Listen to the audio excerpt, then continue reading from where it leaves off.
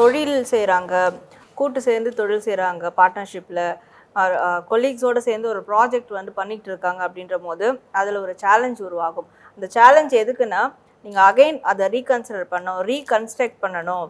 நீங்கள் ஏதோ ஒரு மிஸ்டேக் பண்ணுறீங்க, இன்னும் அது நல்லா லேர்ன் பண்ணணும் அப்படின்ற மாதிரியான சேலஞ்சஸ்லாம் உருவாகும். இது தொழில் வேலையில் இருக்கவங்களுக்கு மட்டும் இல்லை, வாழ்க்கையில் எந்த மாதிரியான ஒரு ப்ராசஸ் பண்ணிகிட்டு இருந்தாலும் அதை அகைன் நீங்கள் வந்து ரீகன்ஸ்ட்ரக்ட் பண்ணி அதை கிளியர் பண்ணணும் அப்படின்ற ஒரு சேலஞ்சஸ் அவங்களுக்கு நிச்சயமாக வரும். ஏன்னா இவங்க வந்து ஆல்மோஸ்ட் முடிக்க போகிறோம் அப்படின்னு நினச்சிட்டு இருப்பாங்க. ஆனால் அதெல்லாம் இல்லை, நீங்கள் இன்னும் மேற்கொண்டு அதற்கான விஷயங்களை பண்ணணும், இன்னும் நீங்கள் நிறைய அதற்கான அனுபவங்களை வந்து கற்றுக்கணும் அப்படின்ற ஒரு சேலஞ்சஸ் கொடுக்கும்.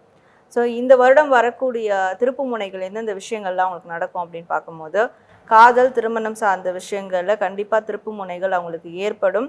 அது பாசிட்டிவான திருப்பு முனைகளாக தான் இருக்கும்.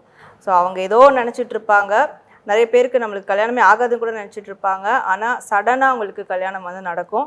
அதுவும் மோஸ்ட்லி அரேஞ்ச் மேரேஜில் உடனே ஃபிக்ஸ் ஆகிடும். ஸோ இந்த விஷயங்கள் எல்லாம் திருப்பு முனை அவங்களுக்கு ரொம்ப பெஸ்ட்டாக பாசிட்டிவாக இருக்கும் அப்படின்னு சொல்லலாம்.